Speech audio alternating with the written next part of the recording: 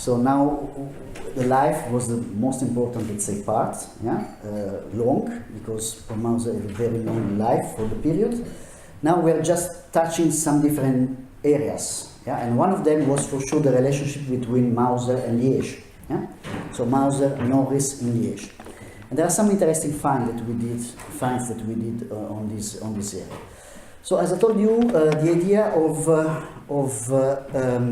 Norris was, okay, let me use this concept that the Mauser brothers set up in order to see if I can sell this concept to the French forces to retrofit the Chassepot rifle in order to use metallic cartridge. Yeah?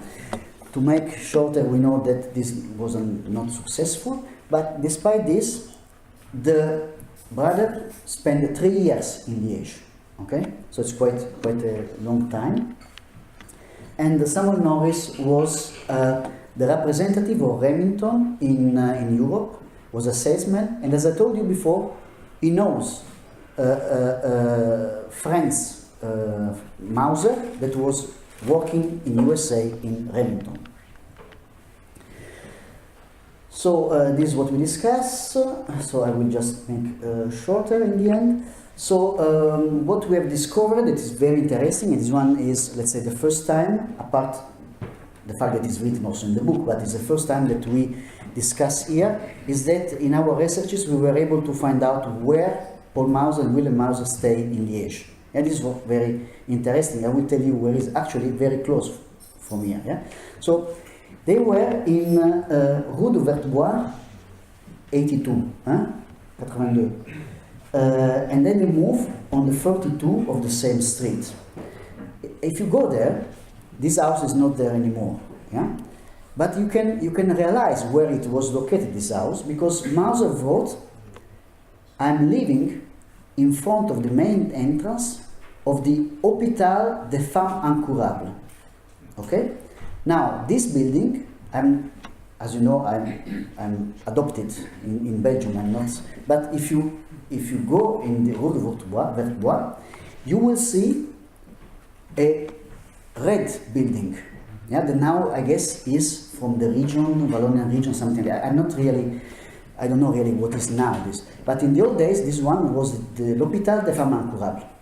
And guess what? Now there is a street, yeah, just in front. In this street, before there was the house of Paul Mauser, okay, Paul and Wilhelm Mauser. So we know exactly where they live. We know that the owner of the house was a certain Mr. Grandjean that made a workshop for his son, but apparently his son was not really enthusiastic of working in this. This one is the original contract signed with Samuel Norris. The contract was ridiculous, yeah? For a 10 years contract, the pay for the two brothers was really poor pay, yeah, was poor salary. Somewhere is written, I don't remember by heart, but maybe it's written here. I don't know if you see it, but it was really not too much. It was really a poor salary. Here there is something that I like more. Is this? Okay, Samuel Norris was in the Hotel Suède. I don't know if this hotel is still in Liege. Is still no, not anymore. Destroyed in the 1970s. Cool. So we know more about this. So we don't have anymore the Samuel Norris Hotel, okay? But there is a nice statement that Norris wrote in one of his letters to the wife that was still in USA. And I like reading this because it gives you really the idea of this Yankee dealing with the two poor Germans, yeah?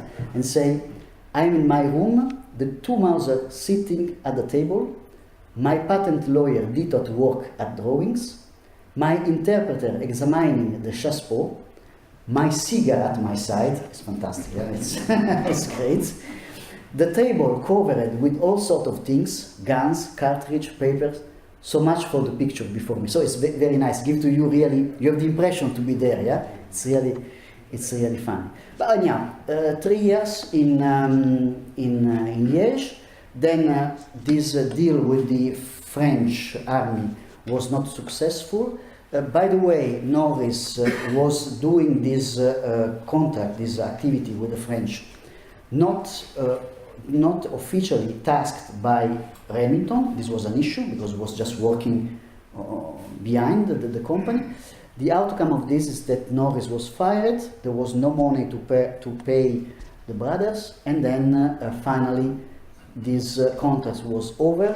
And then we know that they sent the design to the Mauser Norris design was sent to Spandau, and then they finally become the Model 71. Here there are some drawings of the period for the Samuel Norris rifle. This one is the Samuel Norris that we have here in the display. That is one of the 4 available, the only one in Europe. So it's very rare, it's unique. And yeah, this is what we discussed. So the end of the contract and the fact that this opened the door to the possibility for the brothers to reuse their own patent and then finally present the rifle to the Prussian